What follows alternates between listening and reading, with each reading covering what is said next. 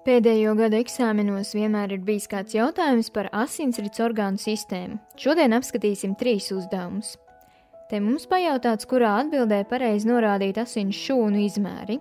Atceramies, ka asins formelementi jeb asins ķermenīši ir eritrocīti, leikocīti un trombocīti. Bet trombocīti nav šūnas, tā kā ķeramies klāt šūnām.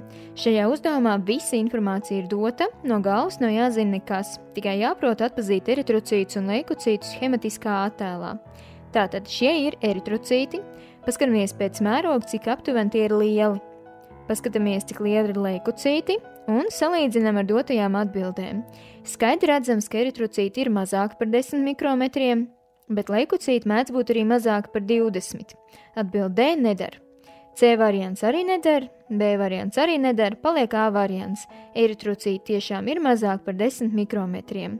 Literatūrā minēts, ka parasti ir 6 līdz 8 mikrometri, un leikocīti apmēram 10 līdz 20 mikrometri ir arī dzīvē. Ļoti bieži eksāmenos parādās visādas asinsrites orgānu sistēmas schēmas, bet jautājumi ir gandrīz vienādi. Šajā uzdevumā jums prasa, kurā asinsvadā ir augstāka glikozes koncentrācija nekā citos asinsvados. Jautājums jums, tātad kur mēs tiekam pie glikozes? Glikoze ir ogļhidrātu šķelšanas galaprodukts un tā uzsūc asinīs tievajās zarnā. Līdz ar to diezgan loģiski, ka asinsvadā numur 3, kas attiek no zarnām, glikozes būs visvairāk. 5.2. Kurā asinsvadā ir mazāka urīnvielas koncentrācija nekā citos asinsvados. Un atkal, domājam, kāds ir iemesls pēkšņam urīnvielas samazinājumam asinīs?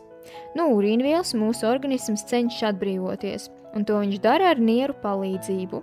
Tātad asinsvads numur 5, kas attiek no nierēm, būs īstā atbilde.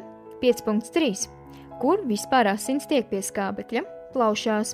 Tās te nav attēlotas, bet no plaušām ar skābekli bagātinātās asins atgriežas sirdī, un pēc tam pa asinsvadu numur 1 plūst tālāk uz pārējām ķermeņa daļām. Asinsvadu numur 1, numur 2 un numur 4 ir ar augstāku skābekļu koncentrāciju, un tā ir vienāda, jo skābeklis vēl nav paspēts nekam atdot.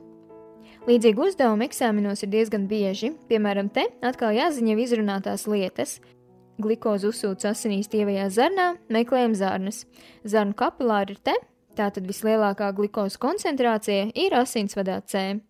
Tas pagaidām viss, līdz citai reizei!